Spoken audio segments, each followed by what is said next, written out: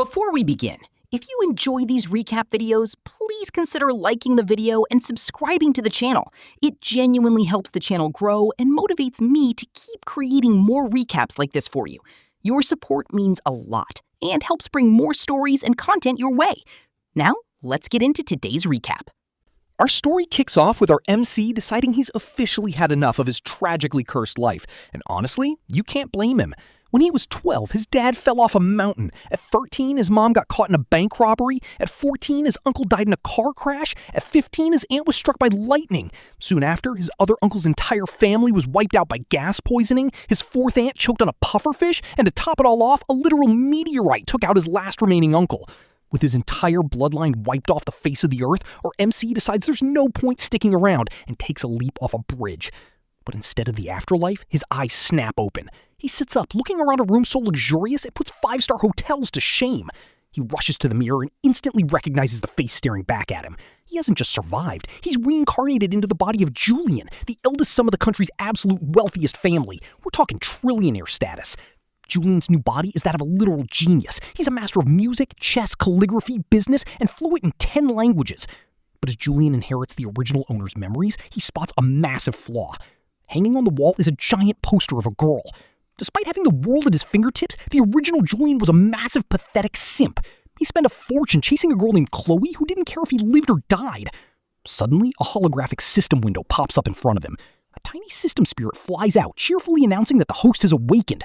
Julian is thrilled. He's read enough manhwa to know that a system means he's set for life. But the spirit suddenly panics, realizing it bound to the wrong person, and reboots.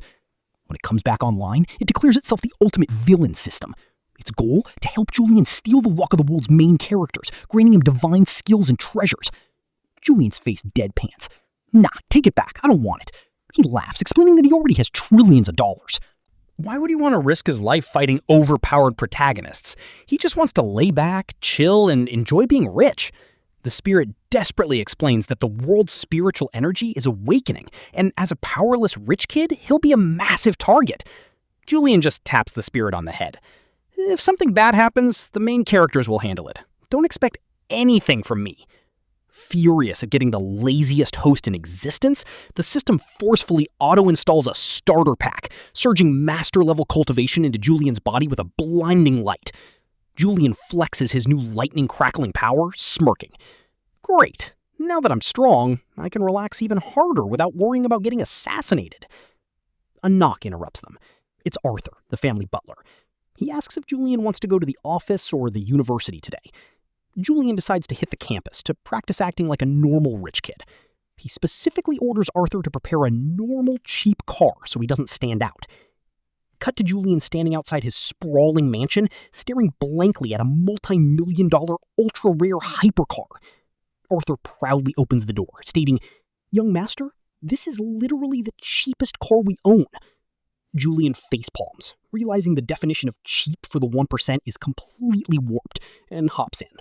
As Julian cruises toward the university, traffic comes to a dead halt. Not wanting to waste time, he hops out and decides to walk the rest of the way, eager to enjoy the fresh air of his new, stress-free life. But his peaceful walk is interrupted when he spots a girl covered in mud, sobbing bitterly by the edge of a deep river. She's screaming about how her life is a mistake and how she just wants it all to end. Julian sighs and casually sits down next to her. Instead of comforting her normally, he leans in and says, "So, you want to jump? Let me tell you what happens when you drown. Your body swells up like a giant, ugly balloon and floats on the surface. You won't even be found for 24 hours. And when you are, everyone will be horrified by how hideous you look.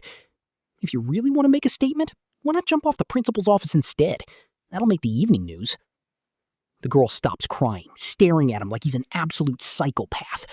Realizing his motivational speech got a little too dark, Julian clears his throat, offers her a chocolate bar, and introduces himself. The girl takes it, revealing her name is Lily. She explains that she's a poor scholarship student in the elite special freshman class, and the rich kids relentlessly bully her, tearing her homework, forcing her to her knees, and calling her a worthless lowlife.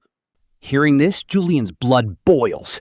"I'm your boss now," he declares, grabbing her hand. "Let's go see whose family is actually the most powerful." He kicks the classroom door open with a massive crash. The head bully, a purple-haired girl named Shelby, stands up and mocks Lily for trying to act tough. Julian tells Lily that the only way to beat bullies is to fight back. He steps right up to Shelby. Shelby smirks, bragging that she's untouchable because her cousin is best friends with the heir to the Trillionaire Julian family.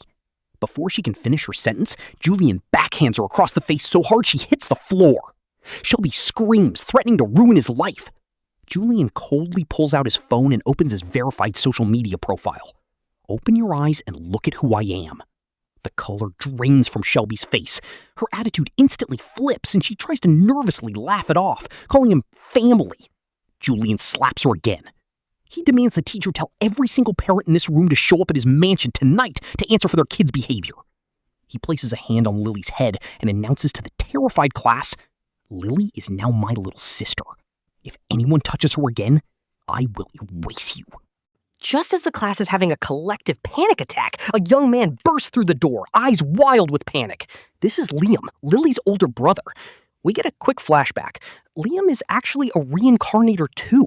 In his past life, his sister committed suicide, driving him mad with grief. He spent his life seeking revenge until he was gunned down, only to wake up 30 years in the past. He rushed to the school to save Lily, terrified he was too late. Seeing Lily safe, Liam wraps her in a massive hug. But suddenly, Julian's system goes absolutely nuclear. Red warning screens flash. Epic-level main character detected. Host crush him and steal his luck immediately. Julian's eyes widen in horror. An epic-tier protagonist on day one?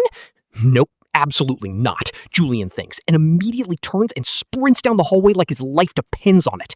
The system spirit screams at him to go back and fight, but Julian is already gone.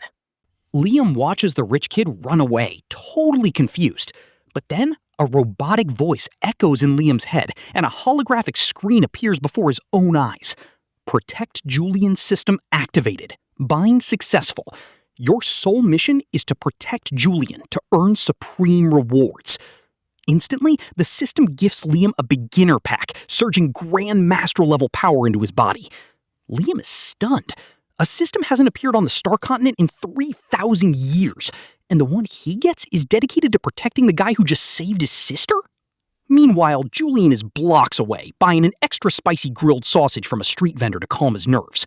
His system spirit is throwing a tantrum, but Julian firmly states his rules. Not every main character's evil. If they mind their business, I'm not fighting them. I'm not getting myself killed acting like a generic villain. Julian finally arrives at the university campus, ready to enjoy some normal college life. But his peace is instantly ruined when a voice groans, "Oh, great, you're here to stalk me again." It's Chloe, the girl his body's original owner was obsessed with. She's standing next to a pretty boy named Logan. As soon as Julian looks at Logan, his system pings. Rare-level main character detected. The surrounding students start whispering about Julian being a pathetic stalker who funds Chloe's entire lifestyle, yet gets treated like garbage. Chloe screams at Julian to stop staring at Logan. Julian sighs, adjusts his posture, and steps into his villain persona. Relax, Chloe. I'm completely done with you. We're strangers now. And since we have no relationship, I want everything back. You weak family only survive because of my money. Time to pay up. Chloe is humiliated and calls him a worthless loser. Taking offense, Logan steps up, releasing a wave of innate energy to intimidate Julian. Logan thinks he can use this moment to look like a hero. Julian just smirks. You think you're on my level? Julian releases his own aura, unleashing a force so heavy it nearly forces Logan to his knees. Logan is horrified. How did this spoiled rich kid get so incredibly strong? Julian's system chimes. Host has dominated the Chosen One, plus 300 luck points. Julian slaps Chloe right across the face for disrespecting him, warning her to remember his place. As he walks away, Julian realizes a brilliant loophole to his system problem. If he doesn't want to fight the main characters himself, he can just make them fight each other. Later, Julian bumps into Liam. Liam is extremely grateful for Julian saving his sister. Julian casually complains that his reputation is ruined because of Chloe, and mentions that the guy she hangs around with, Logan, has been causing him a lot of stress. Julian acts innocent, claiming that as a law-abiding citizen, he couldn't possibly handle Logan himself. Liam immediately understands the assignment. Believing Julian is too noble to get his hands dirty, Liam silently vows to crush Logan as repayment for saving his sister. While walking through the city, Julian notices a crowd gathered around an old man who was collapsed on the sidewalk. Julian pushes through and recognizes the man as Mayor Mitchell. Julian groans internally. This is a classic manhwa setup. Right on cue, a young man carrying a sack of groceries pushes his way to the front.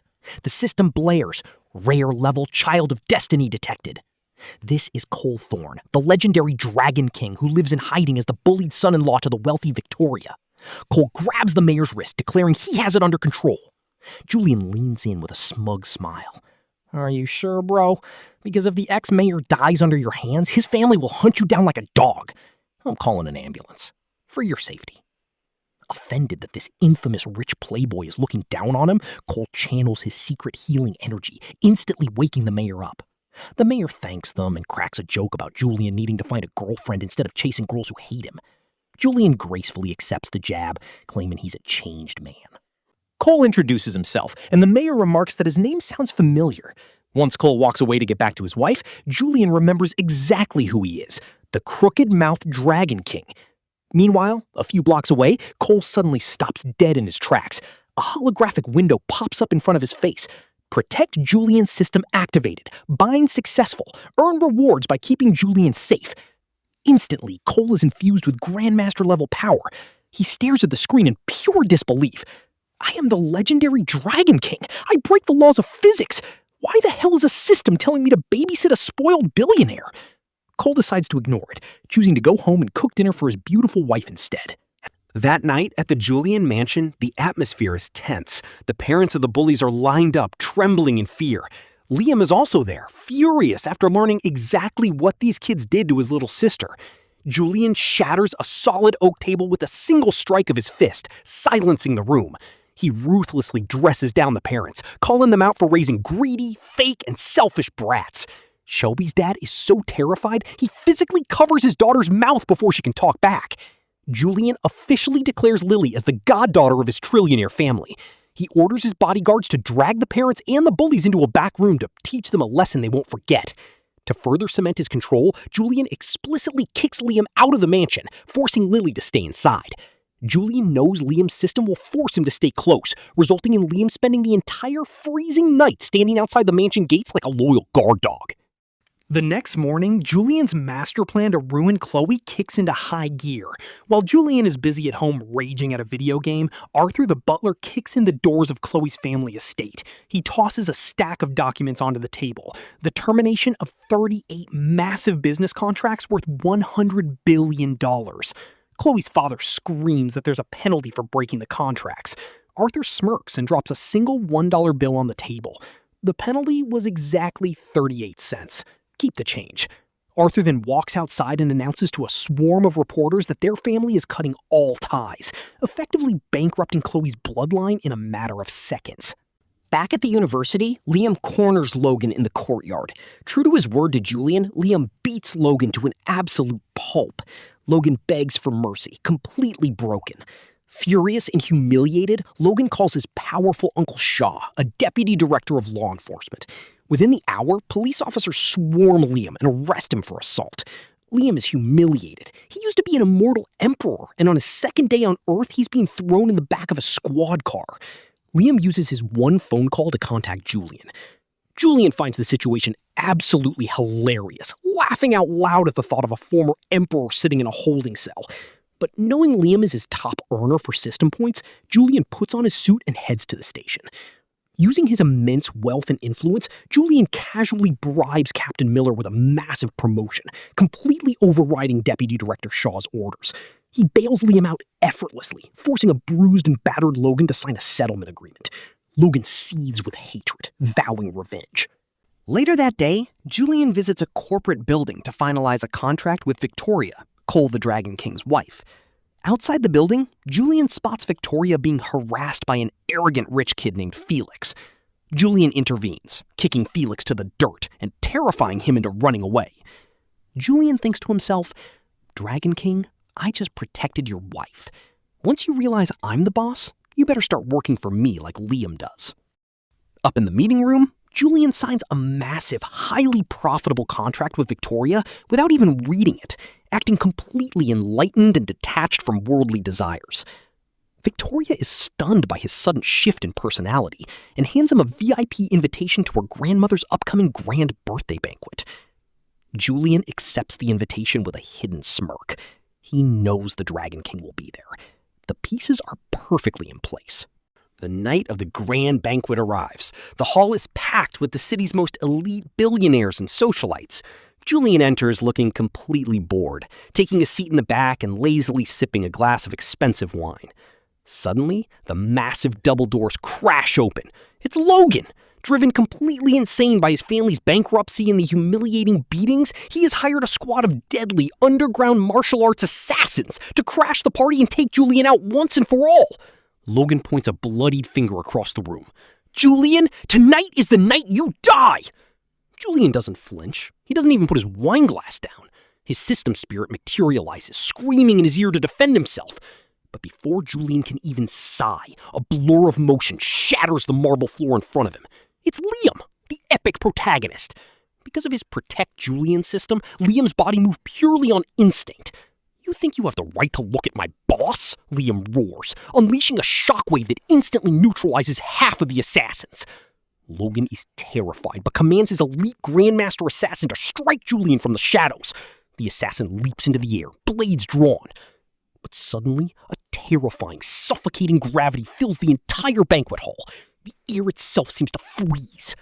Cole Thorne, the Dragon King, steps out from the crowd. His own Protect Julian system had been blaring in his head all night, and these thugs just made the mistake of crashing his wife's family event. "Insolent trash," the Dragon King sneers. With a single flick of his wrist, the remaining assassins, including the Grandmaster, are slammed violently into the floor, completely paralyzed by Cole's immense aura. Logan falls to his knees in utter despair, realizing he is completely outclassed by monsters he can't even comprehend. In the back of the room, Julian's system screen is practically glitching out, aggressively spamming him with notifications. Host has indirectly crushed a rare protagonist, plus 5,000 luck points. Host is being worshipped by an epic protagonist, plus 10,000 luck points. Host is being protected by a myth-tier Dragon King, plus 50,000 luck points. The system spirit stares at Julian in absolute jaw-dropping shock.